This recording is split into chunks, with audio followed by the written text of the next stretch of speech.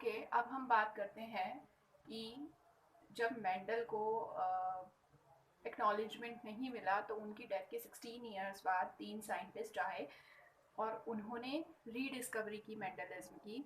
Let's see rediscovery of Mendelism. After the death of the Mendel, after 16 years, Mendel के work की rediscovery हुई in 1900 and that rediscovery is done by the three scientists as you can see here. कौन कौन से थे? इन तीन scientist ने, भाई मेंडल ने तो वर्क किया था पी प्लांट के ऊपर। अब उन्होंने अपना जो वर्क है वो पब्लिश भी कर दिया, बट उन्हें एक्नॉलेज नहीं किया किसी ने भी, बोले कि अच्छा पी प्लांट पे किया है। अब वही काम अलग अलग साइंटिस्ट ने डिफरेंट डिफरेंट प्लांट्स के ऊपर किया और जब उन्हें रिजल्ट मिला तो वो वही रिजल्ट था जो मेंडल इतने साल पहले बताकर चले गए थे। तो ये जो थे कॉल कॉरेंस, और इन तीनों साइंटिस्ट ने अलग अलग अपने अपने जगह पर वर्क किया था। तो call Correns work in Germany on the मेज प्लांट। इन्होंने किस पे वर्क किया? मेज प्लांट पे। At the same time Hugo de Vries from Holland, he worked on the evening primrose plant. And Erich von Tschermak from Austria, he worked on flowering plants. इन्होंने सभी अलग अलग फ्लावरिंग प्लांट जो angiosperms होते हैं उनके ऊपर वर्क किया और तीनों का जो रिजल्ट था वो रिजल्ट वही रिजल्ट था जो मेंडल बता कर गए थे। तो इसलिए ही मेंडल को जेनेटिक्स का फादर कहते हैं और रीडिस्कवरी ऑफ मेंडलिज्म का जो क्रेडिट है वो इन तीनों साइंटिस्ट को जाता है। तो इनके नाम कई बार नीट पर्सपेक्टिव से भी पूछ लिए जाते हैं और एग्जाम में पूछ लिए जाते हैं कि कौन से तीन साइंटिस्ट थे जिसने रीडिस्कवरी ऑफ मेंडलिज्म किया था। तो ये हमें पता होना चाहिए। अब हम देखते हैं कि मेंडल ने पी प्लांट ही क्यों लिया। भाई कोई भी प्लांट ले सकते थे ना, बट पी प्लांट में ऐसी कुछ क्वालिटीज थी जिसकी वजह से मेंडल जो थे 7 ईयर्स तक उस पर काम कर पाए और उन्हें इतनी सारी जनरेशंस टू जनरेशंस बहुत सारे हेरिडिटी के कैरेक्टर्स जो हैं वो समझने में उन्हें मदद मिली। तो why Mendel choose the pea plant, ये क्वेश्चन पूछ भी लिया जाता है कि what are the reasons why Mendel choose the pea plant for his experiment. तो सबसे पहली बात, short life span, so we can study many generation. जो मेंडल थे सबसे बड़ा रीजन था पी प्लांट का कि ये जो पी प्लांट है इसका लाइफ स्पैन बहुत छोटा होता है। विद इन 1 ईयर प्लांट, अगर हम सीड को जमीन में ग्रो करते हैं तो 1 साल में जो है न्यू जनरेशन बनकर तैयार हो जाती है। तो इसीलिए उन्होंने इसे चूज किया जिससे ज़्यादा से ज़्यादा जनरेशन तक स्टडी कर सके। तो अब उन्होंने 7 ईयर्स स्टडी की थी, तो आप सोच समझ सकते हैं कि उन्होंने पी प्लांट की 7 जनरेशन तक स्टडी की, क्योंकि हर 1 साल में तो अप्रॉक्सीमेटली जनरेशन बन के तैयार हो जाती है। Second reason, it can grow easily in garden और in any flowering pot also. ये इतना छोटा होता है कि हम इसे गार्डन में या फिर किसी फ्लावरिंग पॉट में गमले में भी आसानी से उगा सकते हैं। It means required small area, कि इसको ग्रो करने के लिए बहुत छोटे एरिया की जरूरत होती है। तो एक कम एरिया में बहुत सारी जनरेशन तक आसानी से ग्रो हो सकता है। Third reason, pea plant is bisexual. Bisexual means you know bi, जिसमें एक ही प्लांट के अंदर मेल और फीमेल दोनों फ्लावर प्रेजेंट होते हैं। तो पी प्लांट जो है वो कैसा है, बाइसेक्सुअल होता है। तो इसकी वजह से उन्हें ईजी रहा प्लांट में सेल्फ पॉलिनेशन करवाना, क्योंकि बाइसेक्सुअल फ्लावर में आसानी से सेल्फ पॉलिनेशन हो जाता है। तो P plant is bisexual so they can perform self pollination, इसलिए आसानी से इनमें सेल्फ पॉलिनेशन हो सकता था। और उससे भी बड़ा रीजन ये कि सेल्फ पॉलिनेशन के साथ साथ मेंडल जो थे वो इसमें आसानी से क्रॉस पॉलिनेशन करवाने में भी सफल रहे थे। फोर्थ रीजन जो है इसको सिलेक्ट करने का, कि cross pollination can also be achieved in it. Self pollination तो नेचुरली होता ही है, लेकिन उन्होंने एक टेक्निक के कहते हैं इमेस्कुलेशन, जो हम आगे देखेंगे, उसके थ्रू उन्होंने इस प्लांट में क्रॉस पॉलिनेशन को भी अचीव कर लिया था, जिससे वो जो चाहे जैसे प्लांट चाहे उसके कैरेक्टर्स न्यू जनरेशन में ट्रांसफर कर पाए। Fifth point, there are many contrasting characters are found. अब नेक्स्ट रीजन ये देखा इन्होंने ये लिया कि पी प्लांट में बहुत सारे कॉन्ट्रास्टिंग कैरेक्टर मिल रहे थे, जैसे प्लांट छोटा भी था बड़ा भी था हाइट में, प्लांट के फ्लावर का कलर भी डिफरेंट डिफरेंट था, अलग अलग डिफरेंट तरह के फ्लावर्स मिल रहे थे, डिफरेंट तरह के सीड्स मिल रहे थे। तो इसलिए ईजी हो गया इनके लिए, मेंडल के लिए, पी प्लांट को सिलेक्ट करना। नाउ देख लेते हैं सिलेक्शन ऑफ कैरेक्टर्स की, कौन कौन से कैरेक्टर्स लेके मेंडल ने अपनी स्टडी की। देखिए वैसे तो पी प्लांट में मोर देन 34 जो है कॉन्ट्रास्टिंग कैरेक्टर्स वो मिलते हैं, लेकिन अब 34 कैरेक्टर्स लेकर स्टडी करते हैं तो आदमी पागल ही हो जाता, 7 जनरेशन तक काम कर रहा है। तो Mendel select the 7 contrasting characters for his experiment, और ये हमें पता होना चाहिए, क्वेश्चन आ जाता है कि कौन कौन से 7 कैरेक्टर्स थे। हाइट ऑफ द प्लांट लिया उन्होंने जो था टॉल और ड्राफ्ट, ऐसे ही पोजीशन ऑफ द फ्लावर लिया, एक्सिलरी और टर्मिनल, और ये जो कॉन्ट्रास्टिंग कैरेक्टर्स थे ये एक थोड़ा डोमिनेंट था, एक थोड़ा ज्यादा अपने आप को दिखा रहा था, और एक थोड़ा देखते हैं 2 बच्चे होते हैं, एक थोड़ा कमजोर होता है और एक थोड़ा हट्टा कट्टा होता है, तो वैसा ही वाला सीन इसके अंदर है। थर्ड लिया shape of the pot, fourth character is colour of the pot, जो हम फली मटर की फली देखते हैं, shape of the seed, color of the seed, and seventh one is color of the cotyledon. So ये characters लेके और इन reasons की वजह से अपना वर्क किया। You can take screenshot। कि मेंडल ने जो टेक्निक यूज करी वो कौन सी टेक्निक थी जिसके बेसिस पे उन्होंने 7 years तक पी प्लांट के ऊपर वर्क किया, and he give the laws of inheritance.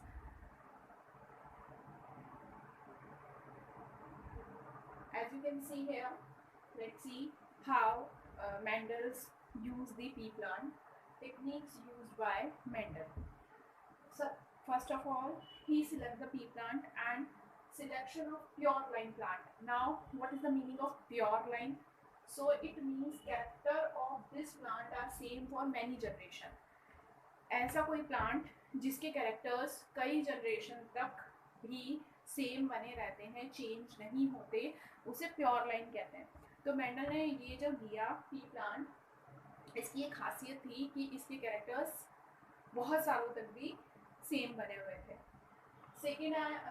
Second when he choose the pea plant, after that the second and main technique what he has done, हमें पता है, हमने कैरेक्टर्स में देख लिया था कि पी प्लांट जो होते हैं वो बाइसेक्सुअल होते हैं, मतलब उसमें मेल और फीमेल ऑर्गन एक ही फ्लावर के ऊपर होते हैं। तो हमें पता है कि जो बाइसेक्सुअल फ्लावर होता है तो उसमें सेल्फ पॉलिनेशन बहुत आसानी से हो सकता है, लेकिन हमने कैरेक्टर में ये भी देखा था कि मेंडल ने जो था क्रॉस पॉलिनेशन भी इसके अंदर अचीव किया था पी प्लांट में। तो मेंडल ने देखा कि भाई जब सेल्फ पॉलिनेशन से प्लांट कर रहे हैं तो एक ही कैरेक्टर के प्लांट आ रहे थे, मेंडल चाह रहे थे नेक्स्ट जनरेशन में डिफरेंट कैरेक्टर्स को देखें, जिससे वो स्टडी करें कि किस तरह से एक से दूसरी जनरेशन में कैरेक्टर्स जो है वो ट्रांसफर होते हैं। तो उन्होंने एक टेक्निक यूज में ली, that technique is known as emasculation. उस टेक्निक को क्या कहते हैं हम? इमेस्क्यूलेशन। मेस्क्यूलर से आपको समझ में आ रहा है, मतलब कुछ मेल वाला पार्ट है, और ई का मतलब है हटा देना। तो the meaning of this word is to removal of anther from bisexual flower. What Mendel has done, Mendel ने वो जो बाइसेक्सुअल फ्लावर था जिसमें एंथर और मतलब एंड्रोशियम और गाइनोशियम दोनों उसके अंदर प्रेजेंट थे, तो मेंडल ने उस फ्लावर में से क्या किया, एंथर को रिमूव कर दिया, ठीक है, जिससे वो क्या करे, वो सेल्फ पॉलिनेशन को रोक सके।